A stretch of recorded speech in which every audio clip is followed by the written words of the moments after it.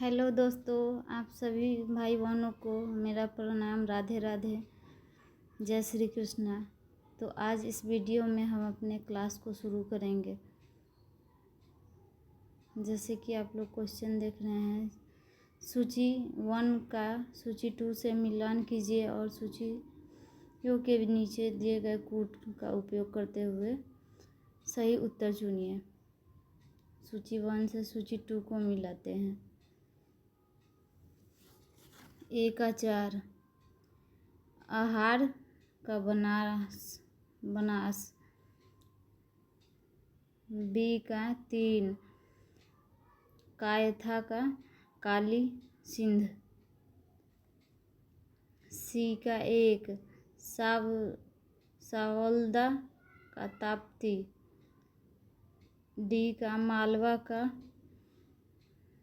नर्मदा। जैसे कि इसका आंसर सी होगा, आप सभी ने देख रहे हैं।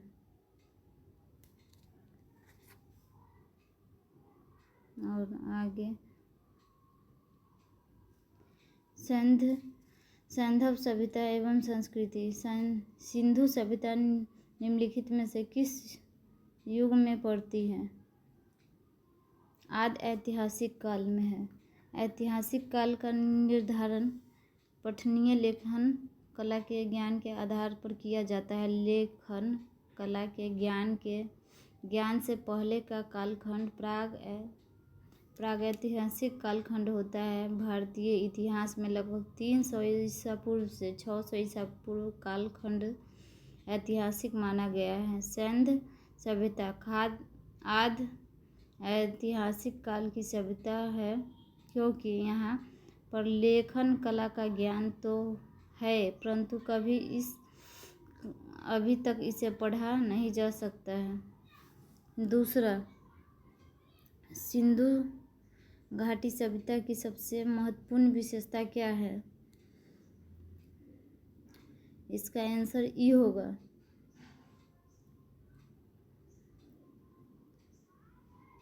सिंधु घाटी सभ्यता की प्रमुख विशेषता नगर नियोजन को माना जाता है। यहाँ नगर और कस्बे एक निश्चित योजना के अनुसार बनाए जाते हैं। पक्की ईंट से बनी इमारतों में मोहनजोदड़ो का विशाल स्नानागार व अन्नागार प्रमुख है। इसकी सतह पक्की ईंटों की है, जिसे जिप्सम द्वारा जोड़ा गया है। पक्की ईंटों से निर्मित इमारतें सुनियोजित वास्तुकला, उन्नत व्यापार एवं वाणिज्य इस सभ्यता की प्रमुख विशेषता थी।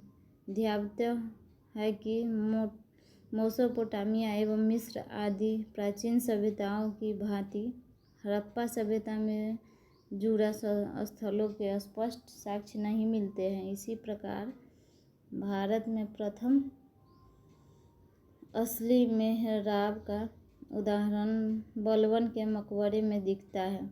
अतः विकल्प ई सही उत्तर है।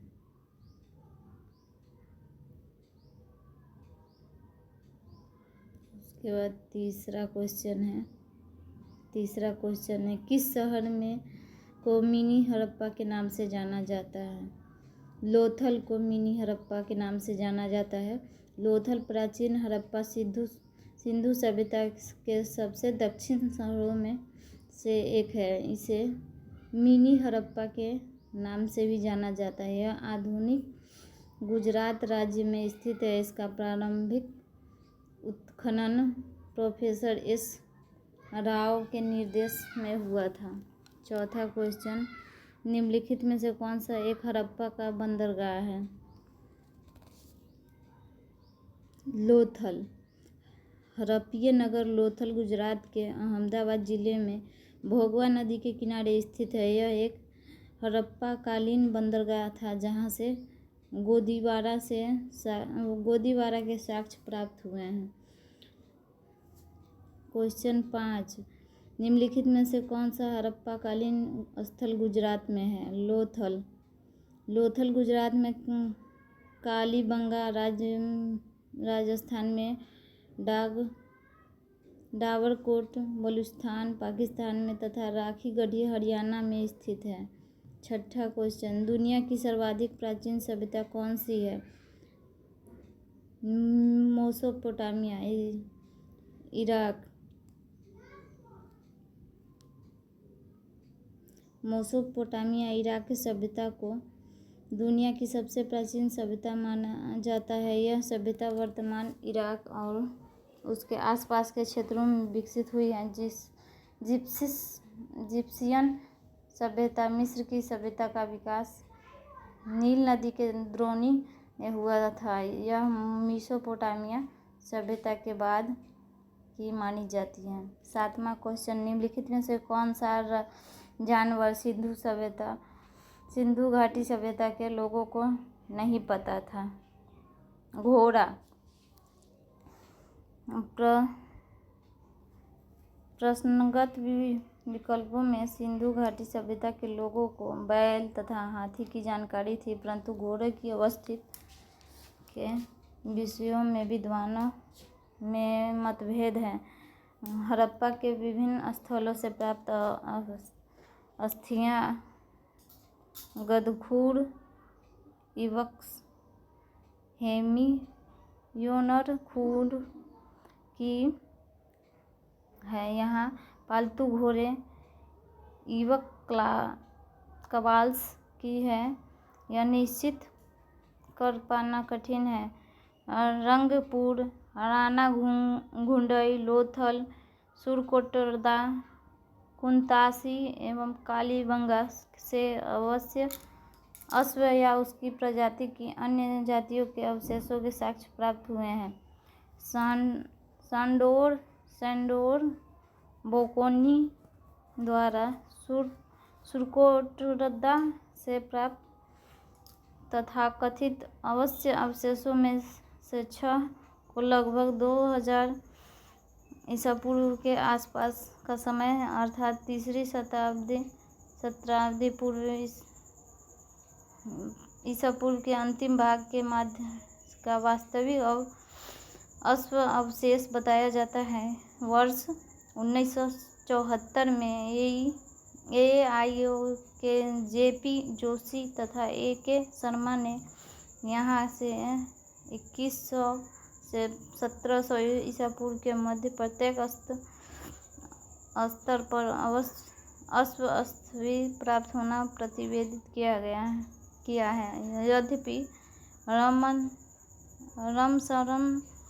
शरण शर्मा, रोमिया थापर, मेंडो आदि तथा को नहीं मानते हैं।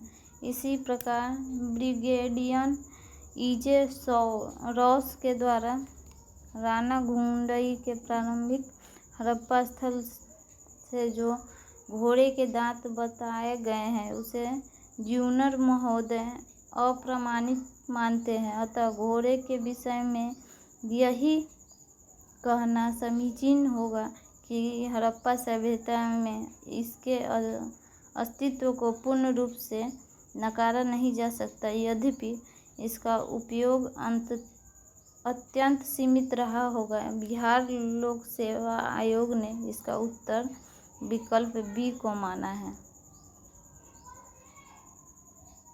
निम्नलिखित में से किस हड़प्पा कालीन स्थल से टेराकोटा का हल प्राप्त हुआ है? इसका भी आंसर E होगा। प्रश्नगत विकल्पों में बनावली में हरियाणा तथा कालीबंगा राजस्थान नामक सिंधु घाटी स्थल से हल की खोज से संबंधित टेराकोटा की प्राकृतिक प्राप्त हुई है।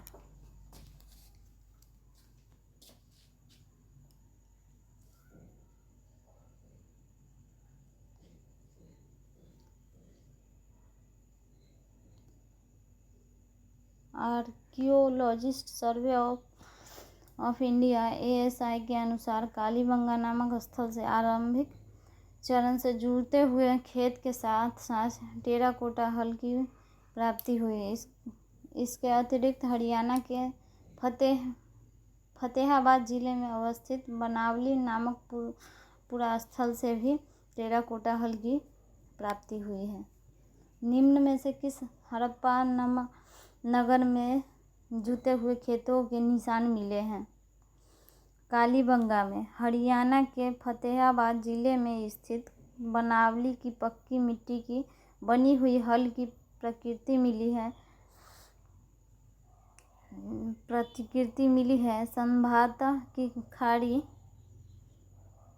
खंभात की खाड़ी भोगवा नदी के किनारे के निकट स्थित लोथल से गोदीवारा के साक्ष्य मिले हैं। राजस्थान के हनुमानगढ़ जिले में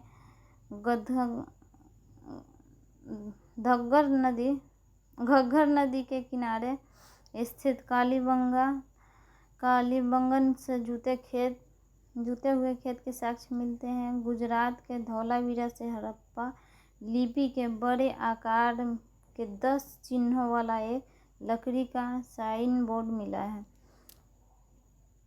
किस हड़प्पा स्थल पर हमें जूते हुए खेत के साक्ष्य मिले हैं? कालीबंगा, राजस्थान।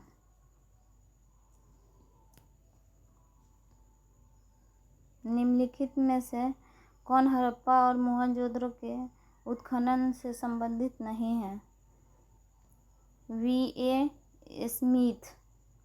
वर्ष 1921 में दायराम साहनी ने हड़प्पा का बृहद स्तर पर उत्खनन कार्य प्रारंभ कराया। वर्ष 1926 से 27 से वर्ष 1933 से 34 के मध्य माधव स्वरूप वत्स हड़प्पा के उत्खनन कार्य से संबंधित रहे। मोहनजोदड़ो की खोज सर्वप्रथम वर्ष 1922 में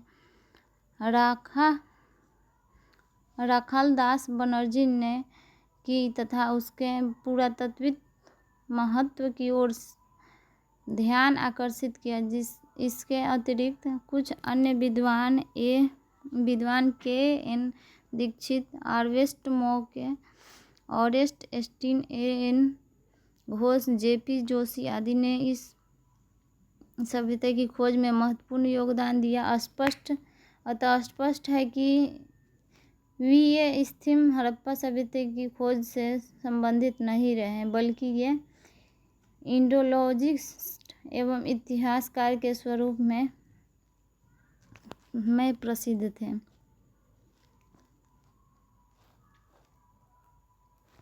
हड़प्पा में मिट्टी के बर्तनों पर सामान्यतः किस रंग का उपयोग होता था? लाल रंग का। हड़प्पा निवासी मिट्टी के बर्तनों का व्यापक पैमाने पर निर्माण करते थे, जिस पर लाल रंग के साक्ष्य प्राप्त होते। हड़प्पा सभ्यता में मिट्टी के बर्तनों को बनाने में मिट्टी के चाक का प्रयोग किया जाता था। डिजाइन के आधार पर इस बर्तनों को 2 श्रेणियां थी। एक तो बिना डिजाइन वाले बर्तन तथा दूसरे चित्र मृदभांड। मृदभांड को बनाने वाली मिट्टी में रेत का मिश्रण किया जाता था, जिसको पकाने पर यह हल्के भूरे लाल रंग का रूप ग्रहण कर लेते थे। इन मृदभांडों के ऊपरी हिस्सों में लाल रंग की पुताई कर दी जाती थी तथा निचले हिस्से में काले रंग से विभिन्न प्रकार की चित्रकारी की जाती थी।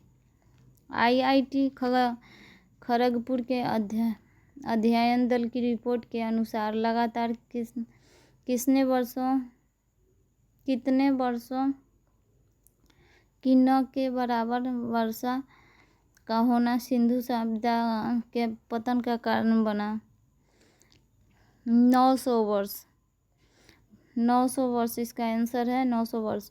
वर्ष 2018 में IIT खड़गपुर के एक अध्ययन दल द्वारा जारी रिपोर्ट के अनुसार लगातार 900 वर्षों तक सूखे जैसी स्थिति सिंधु घाटी सभ्यता के पतन का कारण रही। ध्यावता है कि ऑरेल एस्टिन जैसे विद्वानों ने हड़प्पा सभ्यता के पतन हेतु जलवायु परिवर्तन को प्रमुख कारण माना है। वैदिक काल। निम्नलिखित में से कौन एक ऋग्वेद युग से संबंधित नहीं है? गार्गी। घोषा, अपाला और विश्वारा ने तीनों ऋग्वेद में सूक्त या मंत्रों की दृष्टा स्त्रियों हैं, अतः इन्हें ऋग्वैदिक युग से संबंधित माना जाता है। इसके विपरीत गार्गी उत्तर वैदिक उपनिषदी युग की दार्शनिक है, न कि ऋग्वेद की।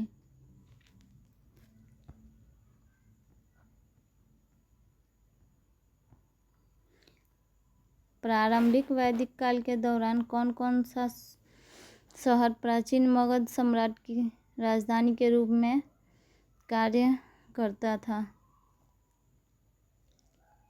राजगीर। प्रारंभिक वैदिक काल के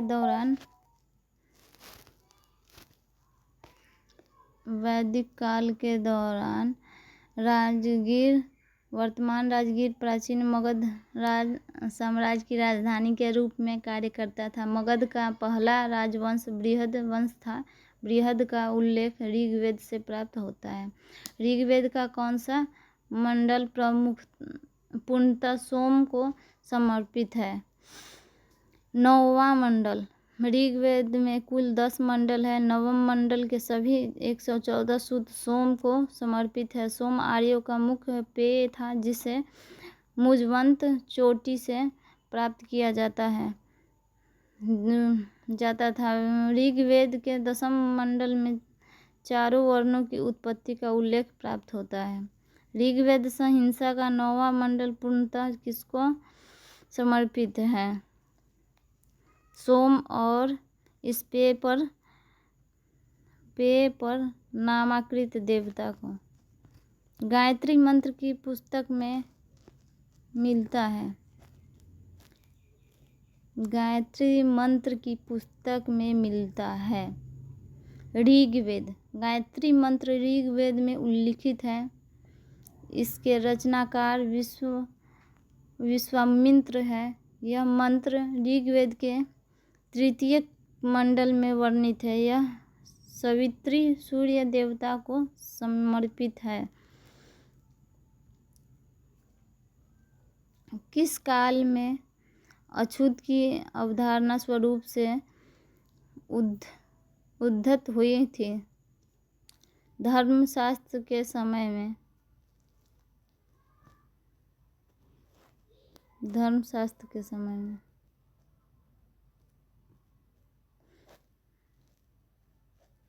धर्मशास्त्रों के समय में सूत्र काल में 4 वर्णों ब्राह्मण, क्षत्रिय, वैश्य एवं शूद्र के अतिरिक्त सामान्य समाज में अन्य अनेक जातियां यथा अंबल, उग्र, निषाद, मागध, वैदेहक, रथकार आदि का आविर्भाव अनुलोम एवं प्रतिलोम विवाहों के फलस्वरूप हो गया। पाणिनि ने 2 प्रकार के सूत्रों का उल्लेख किया है, विर्वासित एवं अनिर्वासित। इनमें पहले प्रकार के शूद्र ही अस्पष्ट माने जाते थे।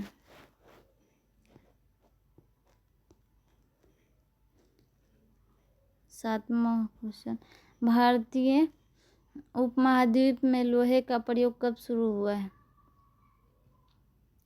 हुआ? इसका आंसर ई होगा। इसमें से कोई नहीं है। भारतीय उपमहाद्वीप में लोहे के प्रयोग के प्रारंभ के विषय में विद्वानों में मतभेद है।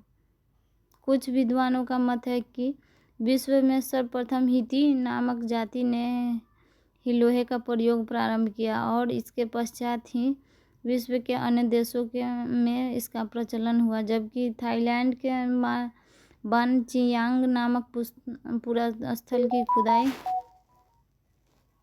खुदाई से ढले हुए लोहा प्राप्त हुआ है, जिसकी तिथि लगभग 1600 से 1200 ईसा पूर्व के लगभग निर्धारित की गई है। भारत में